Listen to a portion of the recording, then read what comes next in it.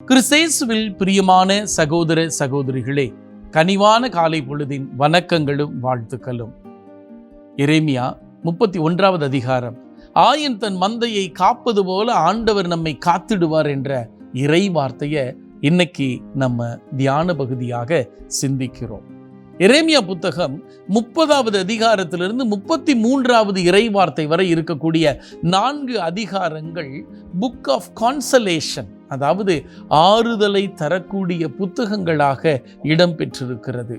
இங்கு கடவுள் தீர்ப்புக்கு முன் நம்பிக்கையை வாக்களிப்பதாக நாம் வாசிக்க கேட்கிறோம். குறிப்பாக உடைந்து, சோர்ந்து, குழப்பத்தோடு, ஏமாற்றத்தோடு, அவமானங்களுக்கு மத்தியில் நோய்களோடு சமாதானம் இல்லாமல் தடுமாறி கொண்டிருந்த, தத்தளித்து கொண்டிருந்த பாபிலோனிய சிறைபிடிப்புக்கும் போது இறைவன் கொடுத்த நம்பிக்கை வாக்குறுதிகளாக இந்த வார்த்தைகளை நாம் வாசிக்க கேட்கிறோம். இந்த இறைவன் எப்படி அவர்களை மீட்க வருவார், இந்த இறைவன் எப்படிப்பட்ட ஒரு மீட்பை கொடுப்பார் என்று சொல்லி இந்த இறை வார்த்தையின் வழியாக ஆறுதலையும் ஆசிரையும் தருகிற உயிருள்ள தெய்வம் என்று சொல்லி நாம் கொண்டாட விசேஷமாய் அழைக்கப்படுகிறோம். எரேமியா புத்தகம் 31வது அதிகாரம் 10வது இறை வார்த்தை நாம் வாசிக்கிற போது, இஸ்ராயேல் குலத்திற்கு மட்டுமல்ல, ஏதோ ஒரு தனிப்பட்ட இனம், தனிப்பட்ட குலத்திற்கு என்று சொல்லி தன்னுடைய மீட்பு திட்டத்தை இறைவன் குறைத்து வைத்துக் கொள்ளவில்லை. எல்லா இனங்களும் இந்த மீட்பை, இறைவனின் மீட்பு செயலை அனுபவிக்க வேண்டும் என்று சொல்லி இறைவன் காண விரும்புகிறார். மக்களை பாவங்களுக்காக சிதறடித்த, தண்டித்த அதே இறைவன் இப்போது நல் ஆயனாக தன் மந்தையை மீட்க, வழிநடத்த, பாதுகாக்க, பரிசுத்தத்தில் நிறைக்க வருவார் என்று சொல்லி எரேமியா நம்பிக்கையை உள்ளங்களில் விதைப்பதாக வாக்குறுதியை கொடுக்கிறார். இன்னும் சிறப்பாக சொல்லணும்னா 11வது வசனத்துல அவர் யாக்கோபே ஆண்டவர் மீட்கின்றார் என்று சொல்லுகிறது. மீட்பு என்பது தனிப்பட்ட செயல் அல்ல, விலை கொடுத்து பெற முடியாது. தனிப்பட்ட விதத்தில் நாம் முயற்சி எடுக்கிற போது அந்த மீட்பை நாம் பெற்றுக்கொள்ள முடியாது.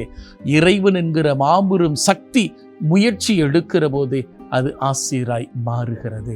இந்த மீட்புன்னு சொல்லுகிற போது 1 பேதுரு 1வது அதிகாரம் 18-19 இறை வார்த்தைகள் பேதுரு ரொம்ப அழகா மக்களிடத்துல சொல்றார். நீங்கள் வெள்ளியோ பொன்னோ கொடுத்து மீட்கப்படவில்லை, மாசு மறுவற்ற இயேசுவினுடைய வெளியேறப்பட்ட இரத்தத்தால் மீட்கப்பட்டிருக்கிறீர்கள் என்று சொல்லி முன்னடையாளமாக எரேமியா புத்தகத்தில் இங்கு குறிக்கப்பட்டு வருகிறதை நாம் வாசிக்க கேட்டிருக்கிறோம்.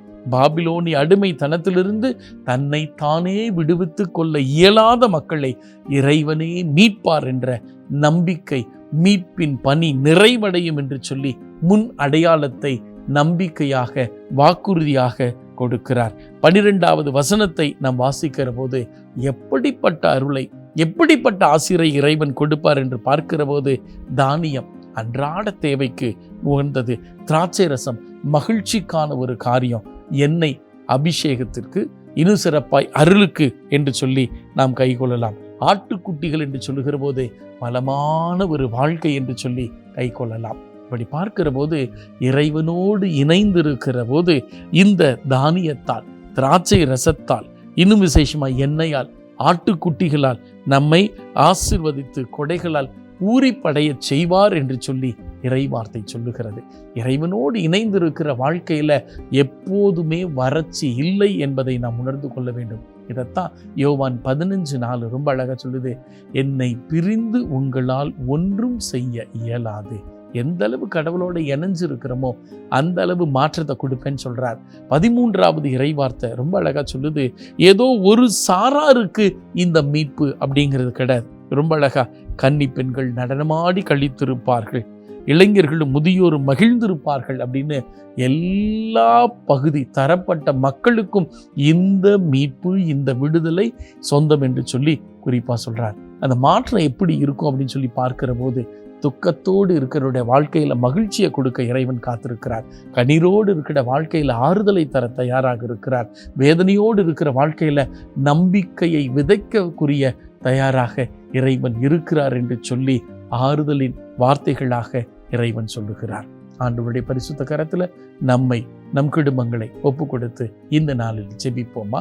நேசிக்கிற எங்கள் அன்பு தெய்வமே, ஆயனாக மந்தையான எங்களை கனிமணி போல காத்து வழி நடத்தும். உணர்ந்திருக்கிறோம், எங்களால் தனிப்பட்ட விதத்தில், திறமைகளால், செயல்களால், வசதியால், அழகால் மீட்பை பெற முடியாது. உம்முடைய வல்லமையான கரம் எங்களை மீட்கட்டும், எங்களை ஆசீர்வதிக்கட்டும். உடைய பரிசுத்த இரத்தத்தால் எங்களை கழுவி சுத்திகரியும். இதோ அந்த மக்களை நீர் ஆசீர்வதிப்பேன் என்று சொல்லி நீர் சொன்ன ஒவ்வொரு வார்த்தைகள் தானியங்களால் நிறைத்து வழிநடத்தும். எண்ணெயால் அபிஷேகப்படுத்தி பரிசுத்தப்படுத்தும். அருளால் நிறைத்து வல்லமையாய் எங்களை மேன்மைப்படுத்தி உயர்த்தும். திராட்சை ரசம் என்கிற மகிழ்ச்சியால் எங்களை தயகூர்ந்து நிரப்பி வழிநடத்தும். ஆட்டுக்குட்டிகள் வளமான வாழ்க்கை என்று சொல்ல எண்ணத்தால் எங்களை நிறைத்து வழிநடத்தும்.